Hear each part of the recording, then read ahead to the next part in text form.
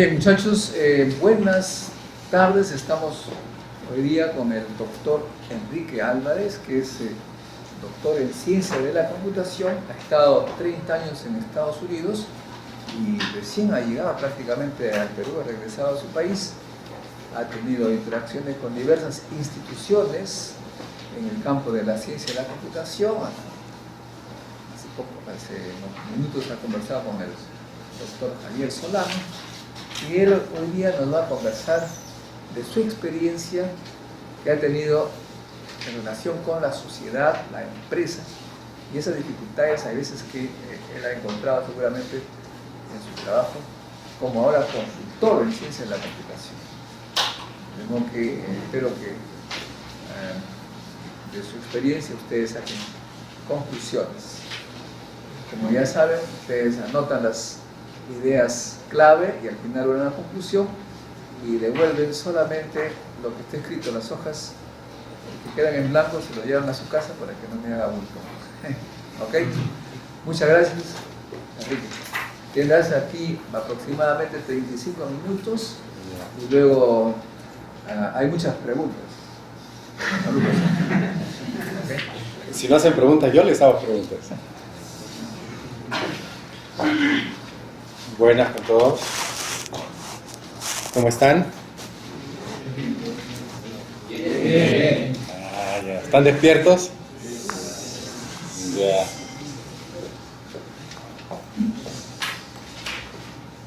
Vamos a hacer esta sesión un poco interactiva. ¿Qué les parece? Les voy a hablar en formato libre, o sea, guiándome no solamente por las ideas que he traído para compartir con ustedes, sino también guiándome por el interés que ustedes me muestren ahora en algún área en particular. Les cuento un poquito de mi historia para darles una idea. Cuando era muchacho terminé la secundaria y terminé en primer lugar en mi colegio y me gané una beca internacional del Instituto Internacional de Educación de Nueva York, una beca completa, era una competencia entre toda Latinoamérica y en el año que yo competí me la gané y esa beca me llevó a los Estados Unidos y pagaba todo, absolutamente todo.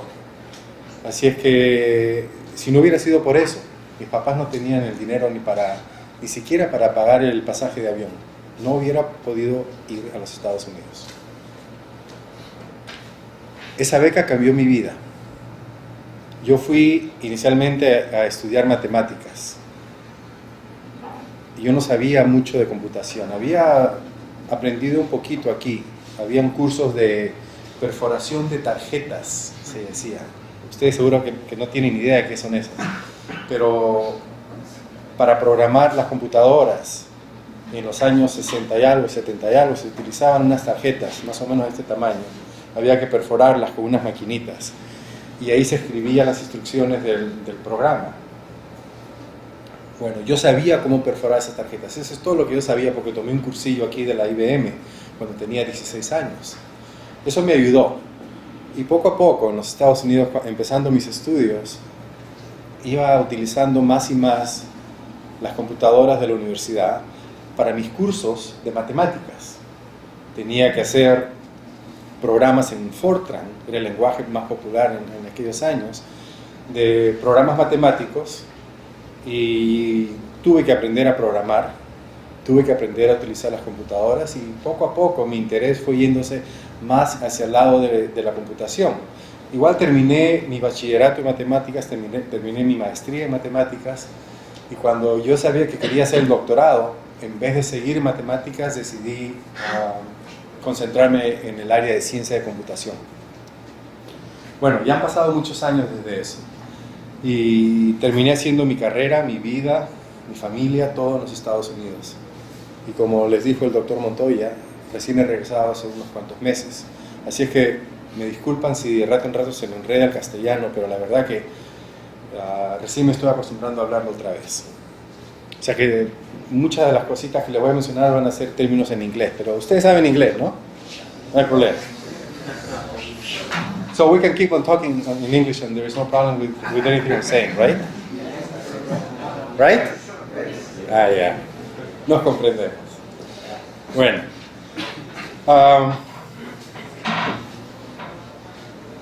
El área de ciencia de computación es un área que es fundamental en la sociedad. Ya sea en el Perú, en los Estados Unidos, en la China, en donde quiera. Sin la ciencia de computación, muchas de las otras ciencias, artes, literatura, lo que quieran, no florecerían o no serían posibles a la magnitud y de la manera como son posibles ahora. La ciencia de computación es esencial en nuestra sociedad, en nuestra cultura. Pero ¿qué sucede? Sucede que en muchos lugares no se tiene una idea clara de lo que eso quiere decir y se confunde la ciencia de la computación con las tecnologías de computación y al mismo tiempo se confunde todo eso con los términos que se usan. En el Perú, la terminología que usan es confusa porque no es consistente, no es heterogénea. En una universidad me hablan, por ejemplo, de un programa de sistemas. En otra universidad, hablando con un rector o un jefe de carrera, me dice, no me está hablando de programas de sistemas, sino programas de informática. Otros me hablan de gestión de computación. Otros dicen de ciencias de computación. Y dentro de esas definiciones o términos que usan, tienen muchas diferencias. Alguien me mencionó, un colega que es también científico de computación, hace una semana estaba conversando con él y me mencionó que en el Perú hay alrededor de 120 algo, 125 creo que dijo, diferentes variaciones de las especialidades y los términos que definen las áreas de ciencia de computación. Y muchas de esas definiciones o de esos términos se contradicen, otros son duplicados, otros son indefinidos prácticamente. O sea, no hay estándares, simplemente en el lenguaje que utilizamos para relacionarnos en el área de computación. Básicamente, tenemos dos áreas principales, o dos niveles, mejor que áreas. En cuanto a áreas de ciencia y computación, son montones. Para darles un ejemplo, una universidad que tiene programas de ciencias de computación en los Estados Unidos, que es famosísima, es Purdue University, la Universidad Purdue, o se escribe Purdue. Tienen, creo, 9 especialidades al nivel de bachillerato, no, 13 a nivel de bachillerato y 9 especialidades a nivel de posgrado. Y en cada una de esas especialidades tienen docenas de cursos. O sea, si pusieran todos los cursos relacionados a ciencia de computación que tienen, pasan de cientos de cursos. No sé el número exacto. Estaba mirándolo en la internet el otro día, pero me cansé de contarlos. Tienen 10 cursos en un área aquí, tienen 12 de otro, 20 tantos de otra área, 18 de otra área, y siguen y siguen. De cualquier área de computación. No estoy hablando de nada que no sea computación. Comparen eso con lo que hay en otros países, y no hablemos solamente del Perú.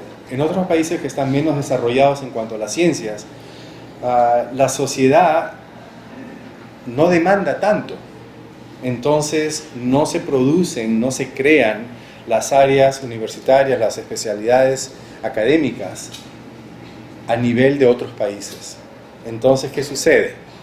Que en país X, para no mencionar a ningún país en particular, en las universidades, digamos que si las pusiéramos todas juntas, quizá hayan unas 6, 7 especialidades, o en otro país quizá hayan unas 10, 12 especialidades. Y si pusiéramos todos los cursos a nivel universitario avanzado, quizá lleguemos a diferentes cursos quizás lleguemos a 15, 20 cursos.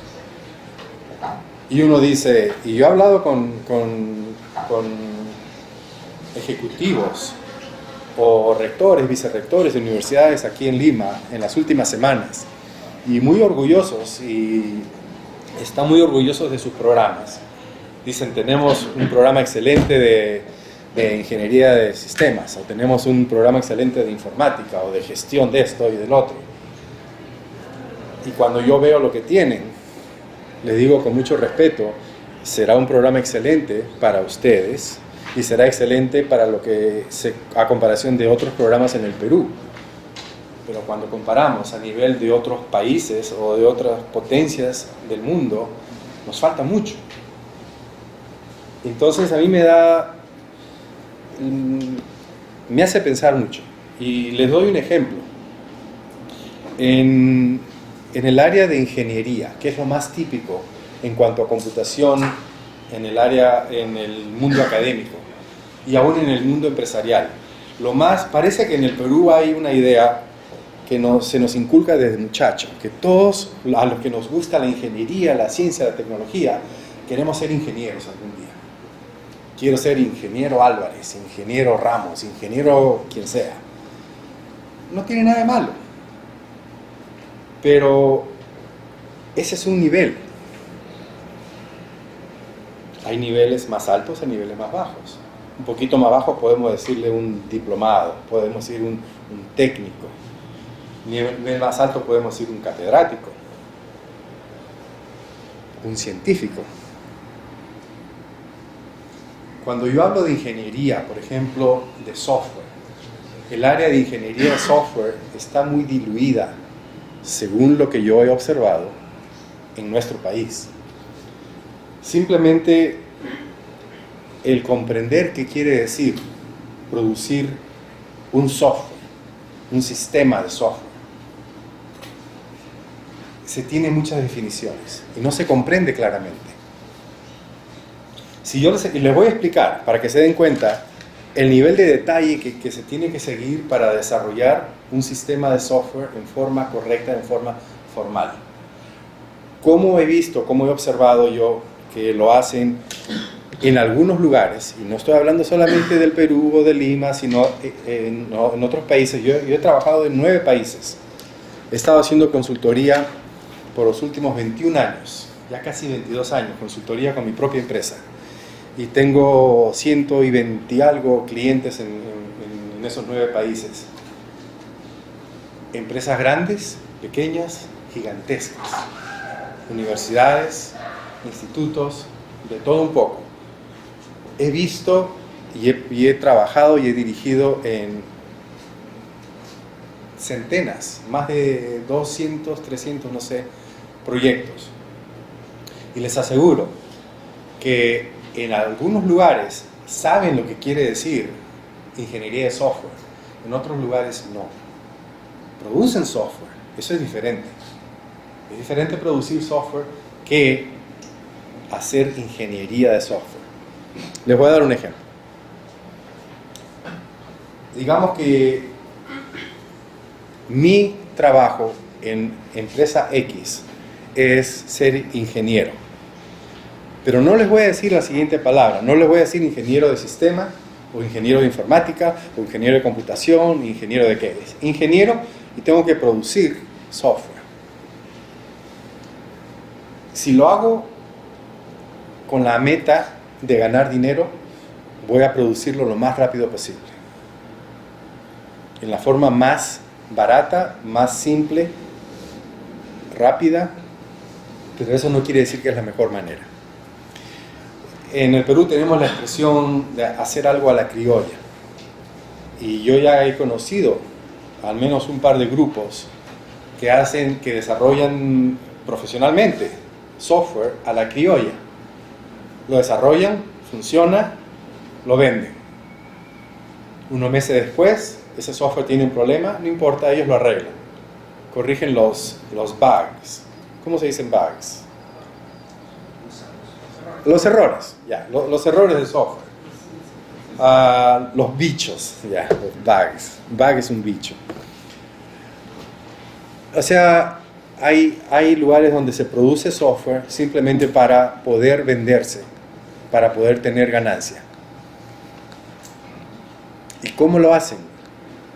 Tienen los requisitos, los requerimientos que pone el cliente.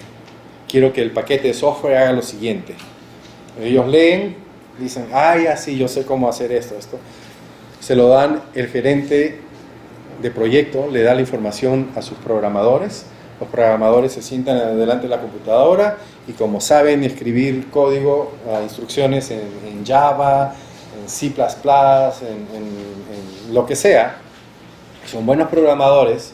Entonces, de ahí, de la lista de funcionalidades que tienen que implementar, se ponen a escribir el código. Y de aquí a una semana tienen algo, en principio. De aquí a unos meses ya más o menos hay un prototipo. En 6-7 meses ya el sistema está hecho. Entre 3 o 4 lo armaron y funciona más o menos y lo venden y ganaron su dinero. Meses después me llaman a mí. Mi teléfono suena, dicen, doctor Álvarez, somos de tal empresa, tenemos problemas. Nuestros clientes se están quejando que nuestro software no funciona por aquí, por allá, por allá. Ya les digo, yo voy a verlos en unos días para hacerles consultoría. Apenas llego les digo, explíqueme qué hace el sistema. Ya, me explican todo. Muéstrame cómo funciona. Me muestran cómo funciona. Entonces les digo, denme por favor la documentación. Dicen, ¿documentación? Sí, claro. Dicen, no, aquí la hacemos así bien rapidito, ya sabemos más o menos. Creo que tengo un par de páginas de unas ideas. No le digo documentación formal. Me dice, ¿a qué se refiere? Y le digo, necesitan modelos. ¿Tienen los modelos? Modelos. Sí, el modelamiento del área de requisitos, el modelamiento del análisis, del modelamiento del diseño, modelamiento de implementación, modelamiento de los prototipos. Quiero ver los diagramas de las clases, de los tipos de objetos. Quiero ver las relaciones, las herencias, el polimorfismo. Quiero ver, y les digo montones de cosas. No tienen. Algunos de esos lugares saben muy bien qué son esos componentes de documentación, pero no los tienen. Otros lugares, con todo respeto, no tienen ni idea de qué les estoy hablando. Y estas son empresas que ganan buen dinero. Entonces yo les digo, bueno, para corregir ese problema, para arreglar el software de ustedes, vamos a agarrar todo el software que tienen y lo vamos a poner en otro lugar. Esa es la manera, con buenos modales, de decirle, lo vamos a botar a la basura por ahora y vamos a empezar desde el principio. From scratch, se dice en inglés, desde el principio. ¿Ya? Y empezar desde el principio no quiere decir escribir código. Yo también, me dicen qué quieren que haga y yo me siento a programar. A mí me encanta programar. Cuando era muchacho, yo programaba cualquier cosa. Cuando empezaba a trabajar yo como programador, mi jefe me decía, Enrique, haz eso. Yo feliz, le pedía los trabajos más difíciles, porque escribir código era un placer para mí. Y lo hacía súper compacto, eficiente y todo. Hasta ahora me encanta. Pero eso no es producir software a nivel profesional. Eso no es hacer ingeniería de software. Entonces, ¿qué les digo? Vamos a empezar por el principio.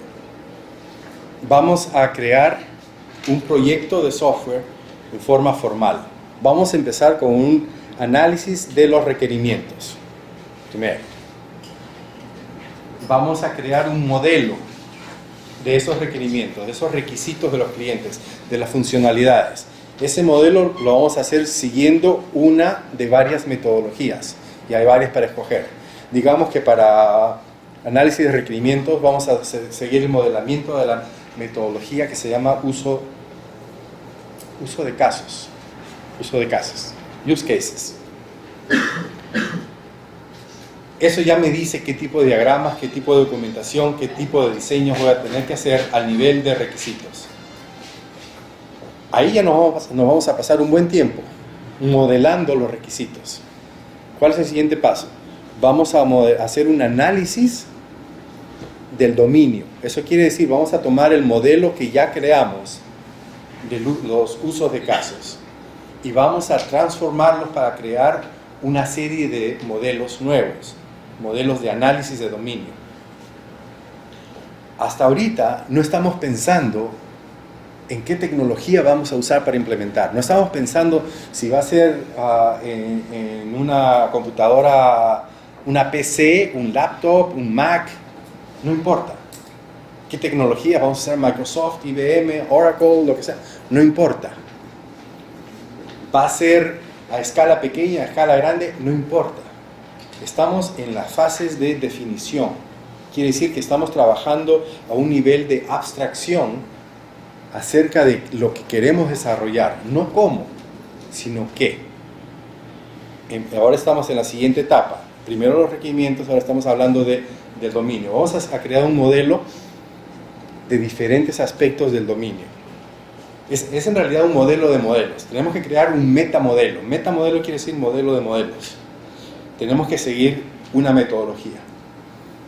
Vamos a crear, por ejemplo, una jerarquía de clases, de tipos, de objetos, relaciones, dependencias. Hay muchos más conceptos que seguramente ustedes ya lo saben. Después vamos a crear diagramas de flujo, de flujo funcional. Vamos a crear diagramas de los posibles estados del sistema. Vamos a crear diagramas estáticos, diagramas dinámicos, y es una larga lista.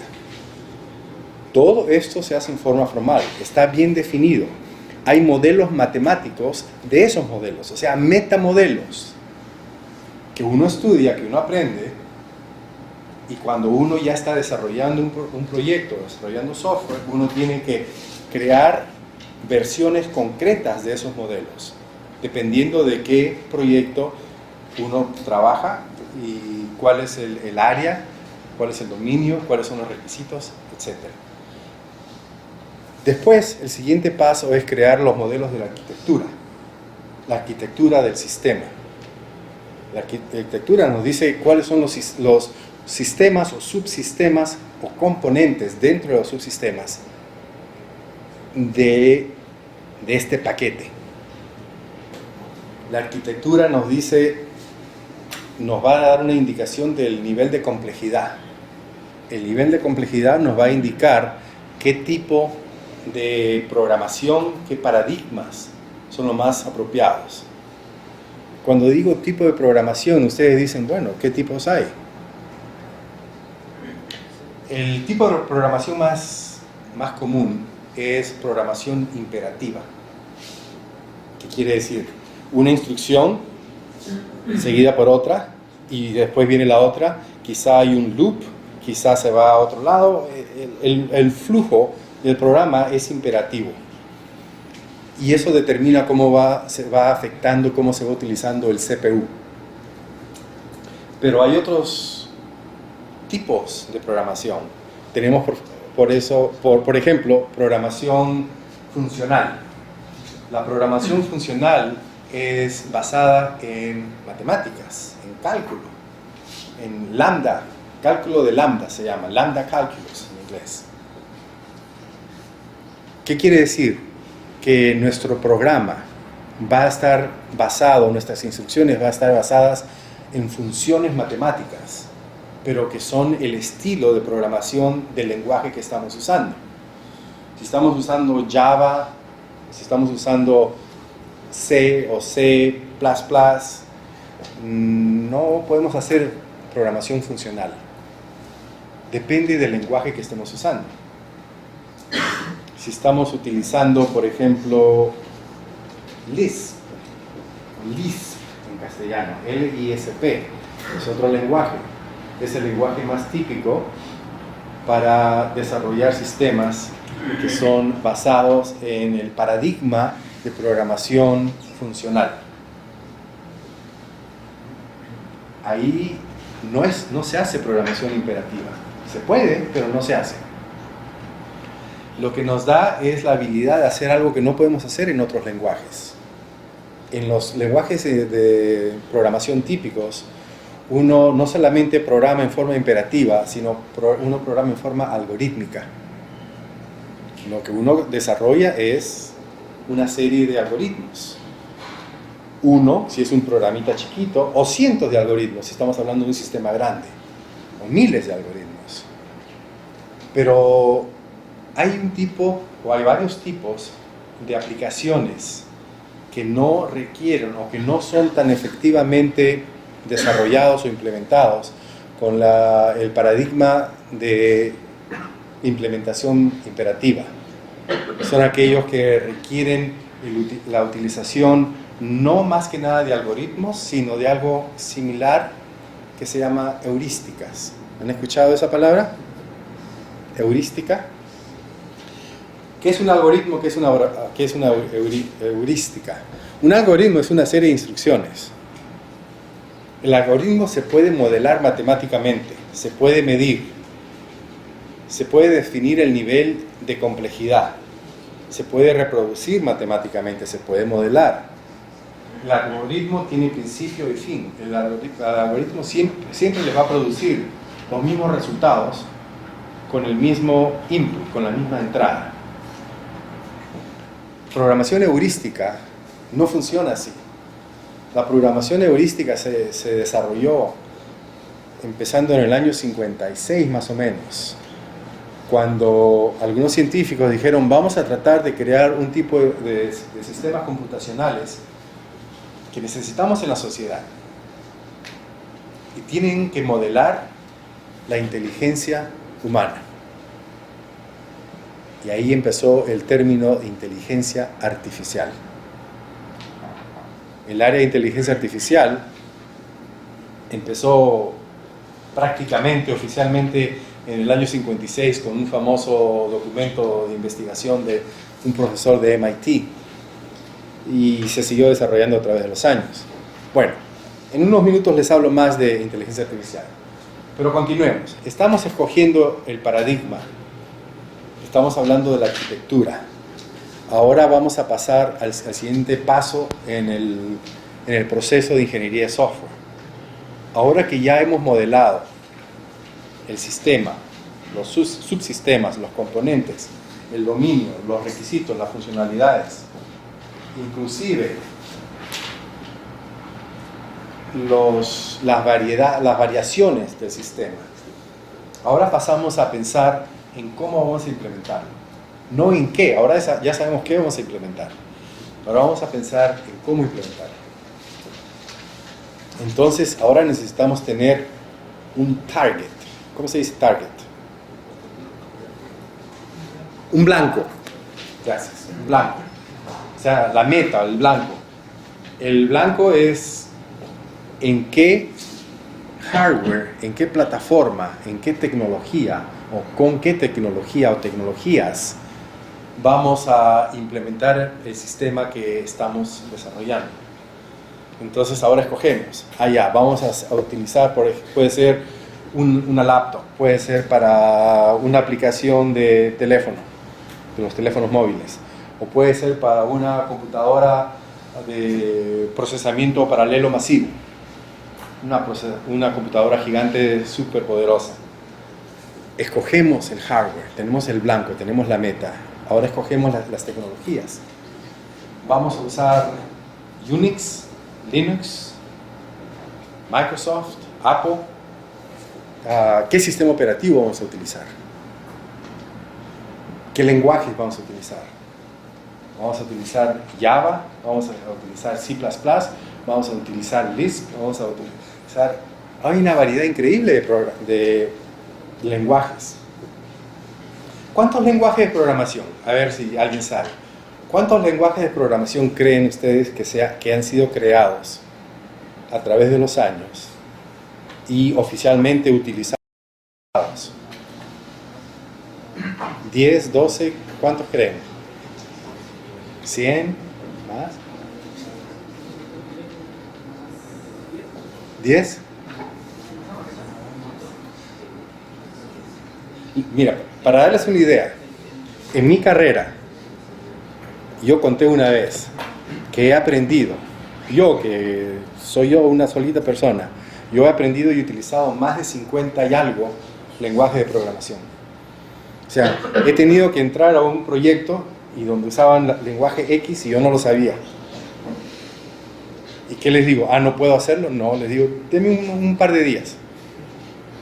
Un par de días. En un par de días leyendo. Una persona que ya sabe programar, que tiene experiencia, le dan un lenguaje nuevo, en un par de días se lo aprende. Ya. Me dan un lenguaje nuevo, en un par de días ya aprendo la gramática, la sintáctica de ese lenguaje y ahí estoy. Un proyecto después, unos meses después, tienen 2 lenguajes que son de esa empresa. No son lenguajes públicos, son lenguajes privados, particulares. Y tienen que utilizarse porque utilizan o programan una maquinaria muy especializada, digamos de algún tipo de producción industrial. Esos lenguajes no son comunes, yo no lo sé, pero es mi trabajo ayudarlos. Entonces, ¿qué hago? Bueno, denme unos días y voy a aprender esos lenguajes. En unos días, yo solito con los libros y practicando, lo aprendo. Más de 50 y algo que yo he aprendido. Cuando uno empieza con 1, 2, 3. En las universidades en los Estados Unidos, para graduarse del bachillerato, hay que saber, en las universidades que yo he chequeado, quizá esto varíe de universidad a universidad, pero hay que saber mínimo 6. Cuando yo terminé mi bachillerato, yo sabía 6 lenguajes de programación y los tenía que saber bien. Cuando terminé mi maestría, ya había aprendido 2 o 3 más. Cuando terminé mi doctorado, había aprendido más de una docena extras. ¿Ya? Mi pregunta, no me olvidé de la pregunta, ¿cuántos lenguajes creen que hay o que han habido? ¿Más de 100? ¿Cientos? Oficialmente han sido documentados y utilizados profesionalmente más de 1000 diferentes lenguajes de programación. Más de 1000. Ahorita, si van a Wikipedia, o ¿cómo le dicen ustedes? Wikipedia. Ya. Ahí hay una lista de 381, creo que estaba viendo el otro día. 380 y algo, que están ahí, los oficiales. Hay muchos más que no son públicos, hay muchos que ya han desaparecido, pero más de 1000 han sido creados. ¿Cuántos tipos de programación? Yo les mencioné 2. Les mencioné imperativa y funcional. Hay programación de objetos, estilo de objetos. Hay programación lógica. Hay muchos estilos de programación. ¿Cuántos estilos de programación creen que hay? Wikipedia también tiene el nombre, el número y la lista. ¿Cuántos creen? ¿Cuántos diferentes estilos de programación? ¿10? ¿15? Estilos. Cada estilo tiene montones de lenguajes. Hay oficialmente 44 diferentes paradigmas de programación que se utilizan hoy día, 44 vivitos y coleando. ¿Cuántos paradigmas de programación aprenden ustedes en sus programas? 1, 2. Programación algorítmica, imperativa, de base de datos, de objetos, quizá otra, quizá 2 más. Hay 44. Cuando trabajen como profesionales, les aseguro que van a tener que saber mínimo 6, 7 u 8 estilos de programación. Quiere decir que mínimo 6, 7 u 8 lenguajes. Bueno, esa es una de las decisiones que hay que hacer en el proceso de ingeniería de software para planear, para desarrollar un sistema. Estamos en la etapa de, le dije, la arquitectura. Ahora que ya escogemos el paradigma, el lenguaje, las tecnologías, la plataforma, el hardware, recién empezamos a hacer el diseño. El diseño quiere decir que vamos a tomar los modelos anteriores y vamos a aumentarlos o transformarlos para que reflejen las peculiaridades de esa plataforma, de ese hardware, de ese sistema operativo, que sea Windows, que sea Linux, que sea Unix, que sea un sistema operativo de teléfono móvil. El sistema operativo nos va a decir qué podemos hacer y qué no podemos hacer. El lenguaje más apropiado, más fácil o más difícil, más complejo, más potente, también lo tenemos que escoger. Y según esas elecciones que hacemos, ahora podemos recién hacer el diseño. Pero hacer el diseño quiere decir, todavía no estamos programando. Todavía no hemos escrito ni una sola línea de código. Para hacer el diseño necesitamos decir, bueno, si vamos a usar Java, por agarrar un lenguaje muy popular. En Java podemos crear objetos, clases, claro. ¿Tenemos que hacerlo? No. En Java podemos hacer programación funcional. No, realmente que no. Se puede simular, pero no como debería ser. Entonces, el diseño ya va a estar más o menos, va a ir en una dirección u otra. Muchas gracias. Depende de lo que escojamos, de la tecnología que escojamos, de las plataformas. El diseño va a tener más o menos complejidad. Va a ser más grande, más pequeño. Gracias, maestro. Entonces, ¿qué sucede? Estamos creando diferentes modelos. Ahora estamos creando el modelo de diseño. El diseño tiene diferentes niveles. Nivel alto, el overview o la vista general, vista genérica. Eso es un diseño, eso es un modelo. Ese modelo puede tomar 3 meses en crearse. Estamos hablando del diseño ahora. El siguiente modelo es el modelo a nivel medio. Tenemos que modelar, diseñar cada componente. Dentro de los componentes hay montones de secciones, de algoritmos, de rutinas o heurísticas, si estamos hablando de sistemas inteligentes, que tienen que ser diseñados. Y el nivel más bajo del modelamiento de diseño es el nivel donde uno ya prácticamente está escribiendo las instrucciones, pero todavía no está agarrando el lenguaje. O sea, el diseño tiene que ser en algún momento tan detallado que está a un solo paso de la instrucción del lenguaje que hemos escogido. Lo ideal es que hay varias personas que están trabajando en los diferentes modelos de requerimientos, análisis de dominio, arquitectura, diseños, y después tenemos los programadores, los que escriben el código. Si yo le doy a esos programadores la lista de requerimientos, de funcionalidades que me piden los clientes, y le digo, implementen esto, y ellos se ponen a hacerla, a programar como cualquiera de nosotros podría hacerlo, se están salteando todos esos pasos. Eso es hacer software a la criolla. Quizás funcione, y si son genios no van a tener ningún problema. Hasta ahora nunca lo he visto. Entonces, ¿qué nos dice? Que seguir ese proceso bien definido de la metodología, de los modelos, es imperativo, es necesario. Ustedes dicen, bueno, cualquier empresa donde tienen ingenieros produciendo software, llámenle ingeniero de software, ingenieros de sistemas, ingeniero de informática, lo que quieran, pero están produciendo software, tienen que hacer todos esos pasos, por supuesto. No los hacen.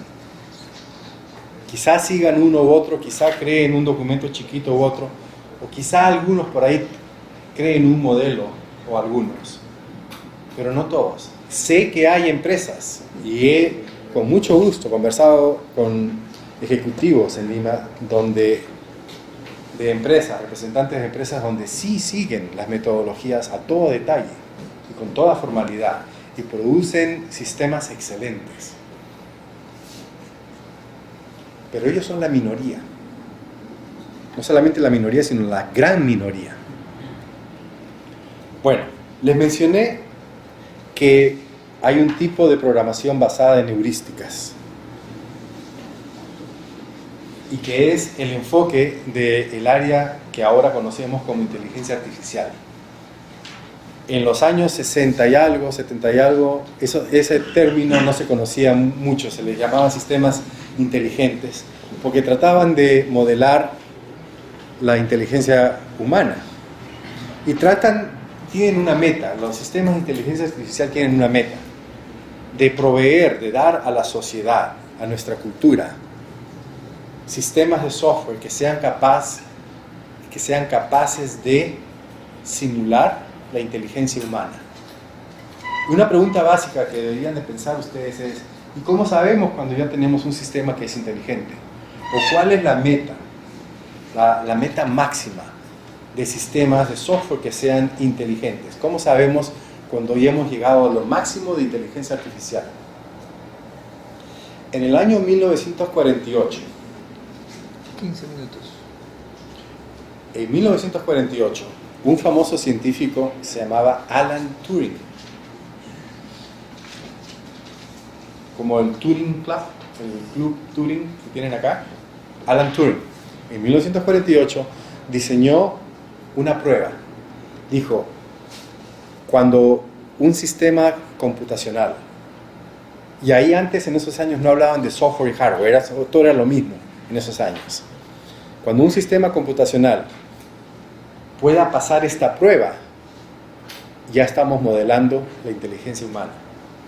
La prueba es la siguiente, y quizá ya la conocen. ¿Alguien conoce la prueba de Turing? Ya.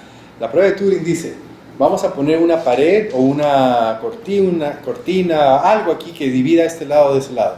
En un lado ponemos a una persona, en el otro lado ponemos una computadora. La persona le puede preguntar lo que quiera a la computadora, sin saber que es una computadora. La computadora le va a contestar. Teclado, pantalla, automático, todo. Y la computadora le puede preguntar a la persona le va a contestar. Obviamente la computadora sabe que ese es el otro lado, tiene un humano, pero el humano no sabe si hay una persona o una computadora. Pero depende de lo que le pregunte o lo que le diga, lo que le pide que haga. Multiplica 7 por 8. Eso es muy trivial. Le das un número grandote, te lo multiplica. Eso es muy obvio que es una computadora, ¿no? Pero le hablas de cosas que las computadoras no son buenas haciendo. Sentido común. El sentido común. Ahí les falta a las computadoras hasta ahorita. Una de las metas más grandes de la inteligencia artificial es el crear sistemas que modelen el sentido común de la gente. Cuando una computadora pueda truquear, engañar a esa persona y hacerla pensar que es un humano, ahí ha pasado la prueba de Turing. Ahí ese sistema se dice que es realmente inteligente. Hasta ahora, ninguna computadora ha podido hacerlo. Hay computadoras muy poderosas. La IBM tiene una computadora famosísima, Watson, que juega ajedrez con los mejores del mundo y le gana, que hace cosas increíbles, pero toda esa información ha sido programada. No piensa sola, pero sí tiene la capacidad de aprender. La capacidad de aprender es algo esencial en un sistema de inteligencia artificial. Y el aprendizaje automático quiere decir que el sistema es capaz de hacer ¿qué?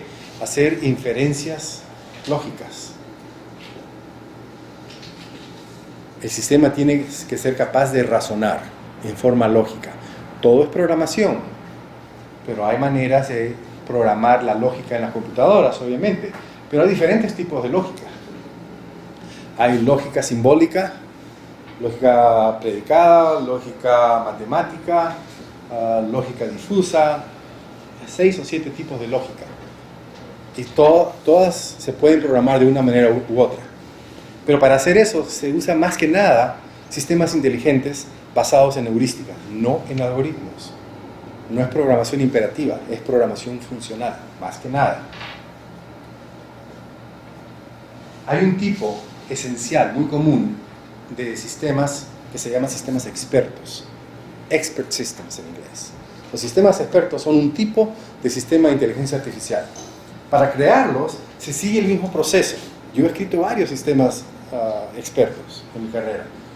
Y el proceso es el mismo. Empezamos con los requisitos, análisis de requerimientos, uso de casos, el modelamiento del dominio, la arquitectura, el diseño, todos modelos, toda documentación. Al final tenemos un sistema.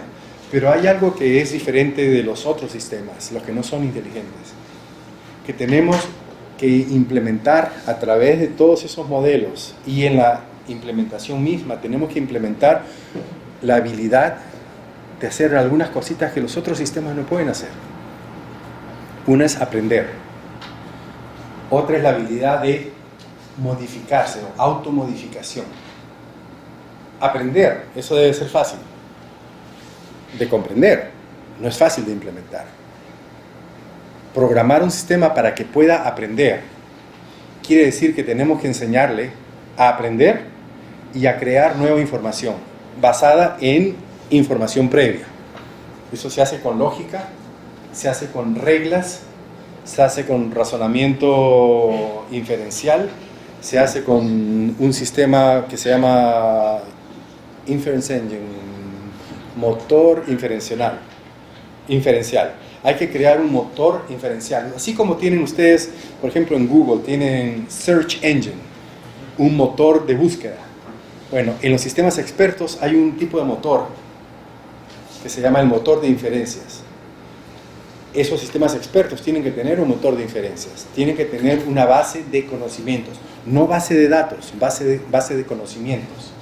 Esos conocimientos tienen que estar representados de alguna manera. O sea, hay representación de conocimientos, knowledge representation, diferentes tipos. El tipo más común para un sistema expertos es reglas, grupos de reglas, rule sets, grupos de reglas. Los grupos de reglas, combinados con la lógica y con el motor inferencial, nos van a dar una simulación de lo que es la inteligencia humana. Hay mucho más detalle que me encantaría tener el tiempo de explicarles. Pero básicamente, estos sistemas expertos van a tener la habilidad de proveer información en forma heurística que no se puede proveer en forma algorítmica y que simulan la inteligencia humana. Una aplicación muy típica que ha sido creada muchas veces es un sistema experto que va a evaluar a un paciente en un hospital. El paciente viene y antes de ver al doctor se sienta delante de una computadora y la computadora lo va a entrevistar a él, no al revés. La computadora le hace preguntas, el paciente responde. La computadora está corriendo un sistema experto que va a hacer inferencias basadas en lo que contesta el paciente y basadas en la base de conocimientos que tiene, basadas en las reglas, basadas en el motor inferencial, basadas en la lógica que ha sido programada, basadas en el estilo de programación funcional que estamos hablando. Todo eso funciona junto y va a crear un diagnóstico. Y ese es el diagnóstico y las posibilidades y el nivel de confianza. Es un nivel estadístico. Puede dar un diagnóstico a 0.98 de certidumbre o 0.35, quiere decir no está seguro de qué tiene el paciente. Si te diera 1.0, quiere decir que está seguro que este paciente tiene lo que dice que tiene. ¿No? Que si el paciente viene con un brazo roto y está sangrando, la computadora le dice el brazo está roto porque está sangrando, 100% perfecto. Pero viene un paciente con muchos síntomas y tiene que diagnosticar la computadora al paciente. Eso es algo súper complejo, pero existen esos sistemas. Después vienen los doctores, analizan los resultados del sistema y los comparan con su propio conocimiento y les ahorra tiempo, ahorra dinero. Eso ya existe. Hay montones de tipos de sistemas expertos. Y hay otro tipo de sistemas de software de inteligencia artificial que se llaman redes neuronales, neural networks. Las redes neuronales son sistemas de inteligencia artificial que representan o que simulan el cerebro humano. En el cerebro humano tenemos neuronas, tenemos conexiones. Y las redes neuronales van a crear diferentes tipos de simulaciones. Lo que sucede es que esos sistemas que son de inteligencia artificial son mucho más complicados que los típicos sistemas de software, porque son altamente matemáticos. Necesitan conocimiento de matemáticas. O sea que los ingenieros, los diseñadores, los programadores tienen que saber matemática avanzada, tienen que saber cálculo. Tiene que gustarles la matemática, tienen que gustarles el cálculo, derivadas, integrales, ecuaciones diferenciales, para poder desarrollar esos sistemas.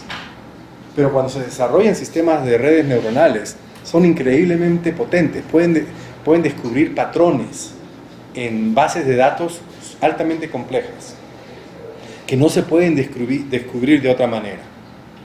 Las redes neuronales ya tienen aplicaciones en la industria, en nuestra sociedad, en los Estados Unidos, en la mayoría de los países desarrollados. Entonces tenemos diferentes áreas de inteligencia artificial, sistemas expertos, redes neuronales, tenemos otras áreas que se llaman algoritmos genéticos, tenemos lógica difusa, tenemos procesamiento del lenguaje natural, o sea, traducir un idioma a otro. Ya hay sistemas que pueden traducir de un idioma a otro en forma dinámica, o sea, mientras una persona habla, el sistema escucha y el software inteligente traduce, interpreta, traduce a otro idioma en forma simultánea. Yo estaba hablando con alguien de una compañía que están desarrollando eso, todavía es algo increíblemente complejo, pero las diferentes técnicas, tecnologías y áreas de inteligencia artificial hace que sea posible. Hay muchas áreas de la ciencia de computación que son súper potentes. Lo que tenemos que hacer es darnos cuenta que en nuestra sociedad en general, generalmente no nos damos cuenta, pero ya están metidas en muchas industrias.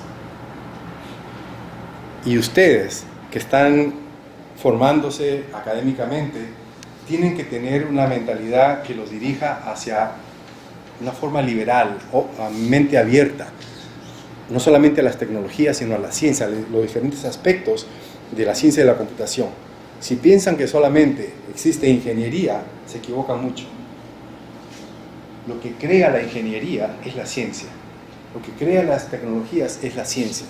La ciencia de computación tiene muchísimas ramas. Hay muchas ramas que no les he mencionado, gráficas, por ejemplo. Y es cuestión de tener una formación no solamente básica, sino fundamentalmente bien definida y en algún momento avanzada para poder crear no solamente programas. Eso no es la meta. La meta es crear no solamente tecnologías, esa es otra meta, crear ciencia nueva para avanzar.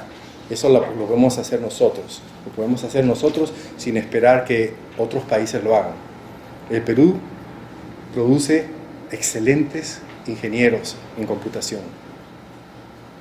Lo que nos falta es producir excelentes doctores de computación. Sí los hay, y yo conozco a varios, pero necesitamos promover, producir más. Pero eso tiene que empezar con la mentalidad de ustedes, muchachos, de que yo quiero hacer eso, yo puedo hacer eso, y no tenerle miedo, especialmente porque es un área tan bonita, tan atractiva.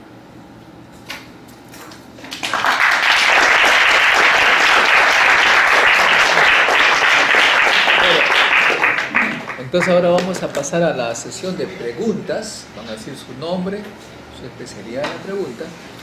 Y luego, ojo, ustedes por la metodología han copiado las ideas básicas, se supone, ¿no? Ese es, ideas básicas.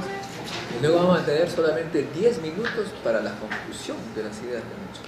Tengo que llevar al profesor que no conoce Lima a su lugar. Si no se va a perder y luego estoy frito, ¿no? Me echan la culpa a mí de haberlo raptado. Tenemos que hagan sus preguntas para completar de repente las ideas que ustedes han copiado, han escrito, y al final pues sus conclusiones. Nosotros los esperamos afuera, vengo a recoger, ¿ya? Entonces, preguntas, muchachos, a ver.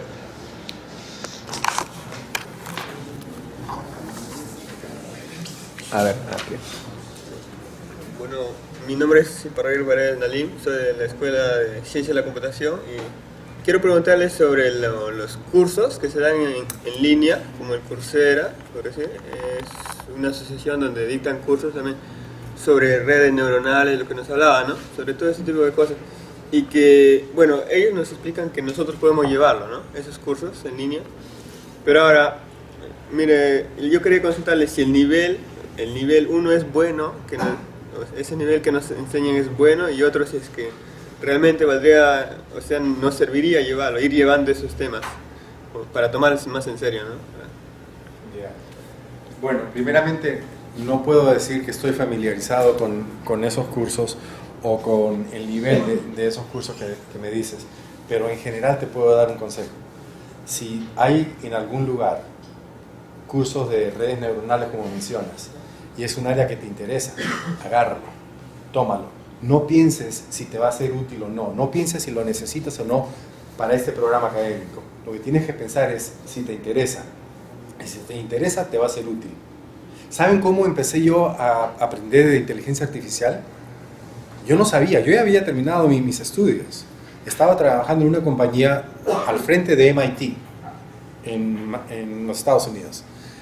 Y conocí a uno de los profesores, que era mundialmente famoso por su conocimiento de inteligencia artificial. Lo conocí conversando. Me invitó a tomar su curso de inteligencia artificial. Lo tomé. No era para ganar crédito, para sacar mi título, yo ya tenía todo eso. Pero ahí empezó mi carrera, sin saber que iba a ser mi futuro. Lo mismo puede suceder contigo. Muy bien, otra pregunta. A ver. En voz alta para escucharte. Profesor, buenas noches. Soy Eduardo Yauri de la especialidad de Ciencia de la Computación y lo que le quería preguntar es, según la experiencia que tiene usted en el campo de la carrera, ¿qué rama es, o qué rama sería mejor para, por ejemplo, una especialización? O ¿a qué me puedo dedicar terminando la carrera? Según la experiencia que tenga usted y bueno, fijándose un poco en el tema del Perú, ¿qué está desarrollándose ampliamente aquí? O sea, ¿qué sería bueno? ¿Qué es lo que te interesa? Bueno, un poco relacionado como usted estaba hablando de la inteligencia artificial, ¿no? Ya. Empieza por tomar, igual que le dije a tu compañero, cualquier curso que haya de inteligencia artificial. Si hay alguno de introductorio básico, algún curso de redes neuronales, que sé que los hay en varias universidades, seguramente que los tienen acá, toma esos cursos. No pienses en qué especialidad, empieza por tomar los cursos que te interesan. Tienes que tener dos metas. Una es satisfacer los requisitos de tu programa académico, pero el otro es satisfacer tu interés. Y el interés no debe ser graduarte como ingeniero. Tu interés debe ser aprender lo que quieres utilizar en el futuro. Y en camino a llegar ahí, te vas a graduar de ingeniero, te vas a graduar de doctor. Piensa en lo que te atrae y encuentra esos cursos, encuentra esa especialidad. En el Perú se necesita de todo. Lo que más necesitamos es científicos, pero se necesita de todo. Muy bien. ¿Otras preguntas? Aprovechen que es una oportunidad única. No se presenta así nada más. Y si hablamos por decir de la oportunidad de estudiar en otros países, ¿usted qué país nos recomendaría?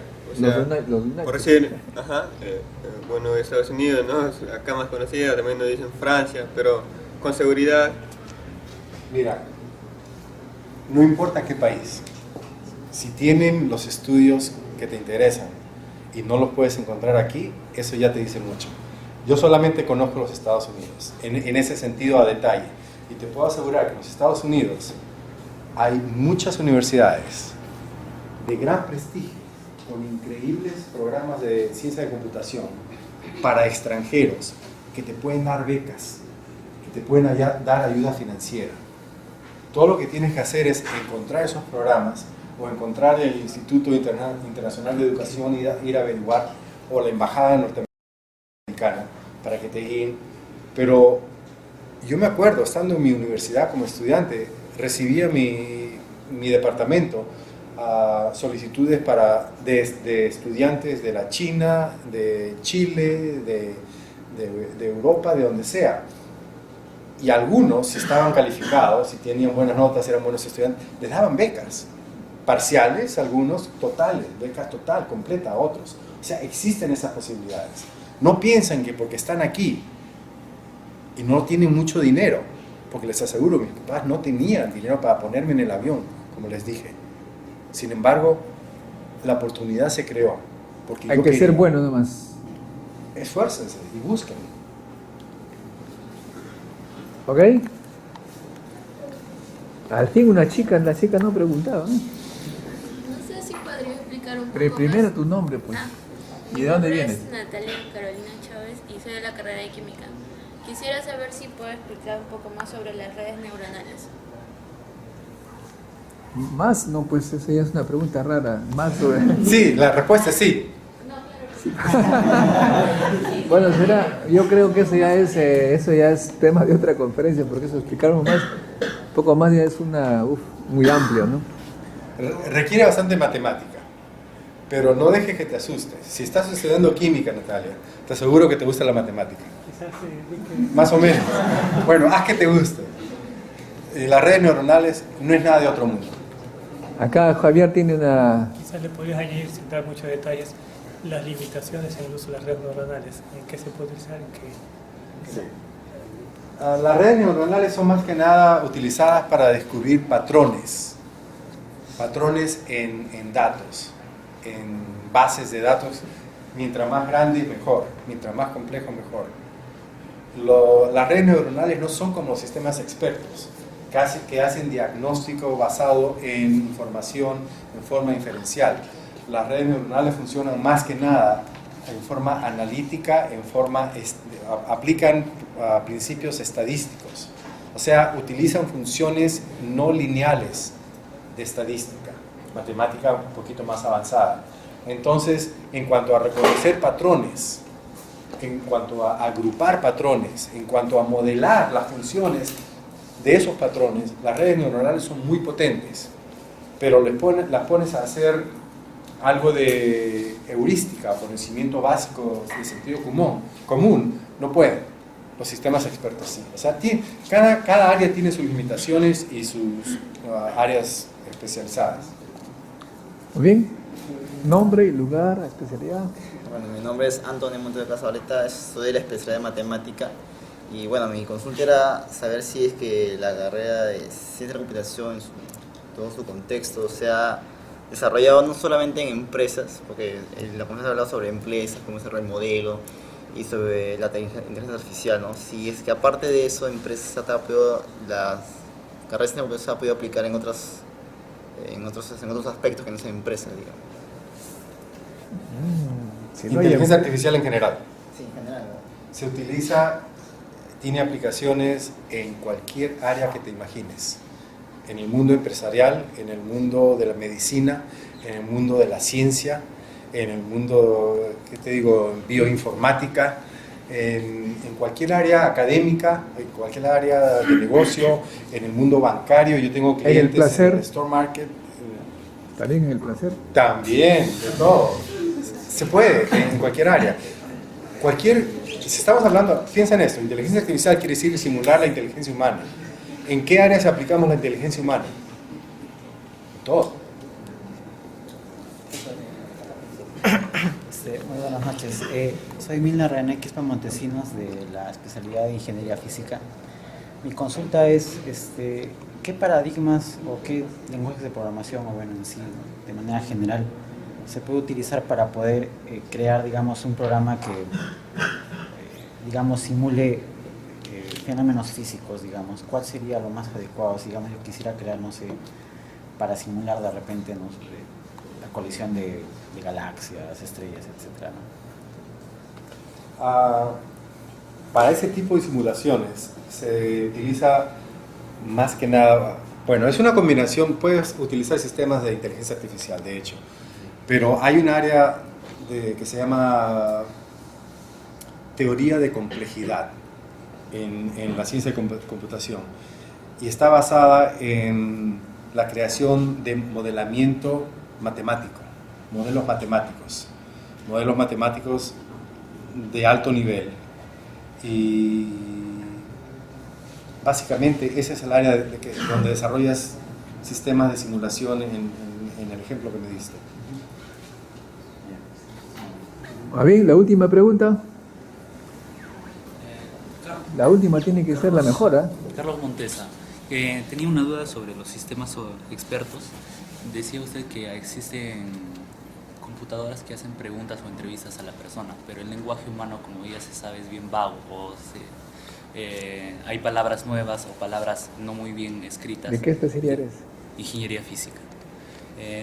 No me quedó claro cómo es que hace el sistema o el programa para reconocer esos, si se puede llamar, errores de parte de la persona. En cuanto al lenguaje. Ya. Una de las áreas más difíciles de computación, de programar, de simular, es el área de lenguaje humano.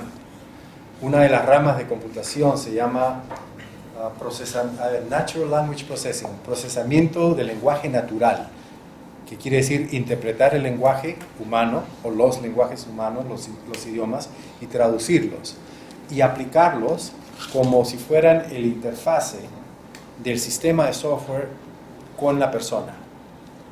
Eso es algo muy difícil, ya se hace, se ha venido haciendo por 20 y tantos años, mínimo, casi 30 años.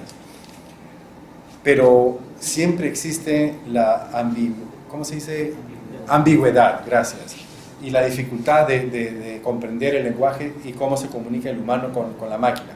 Por eso, al nivel que estamos, es muy primitivo.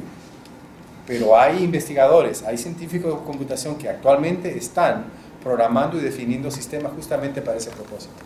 Sostén aquí para que siga grabando ya. Ya tengo un camarógrafo. Ya, Y gratis. bueno, ha sido un placer escuchar esta importante conferencia. Ha sido el doctor Enrique Álvarez. Un aplauso.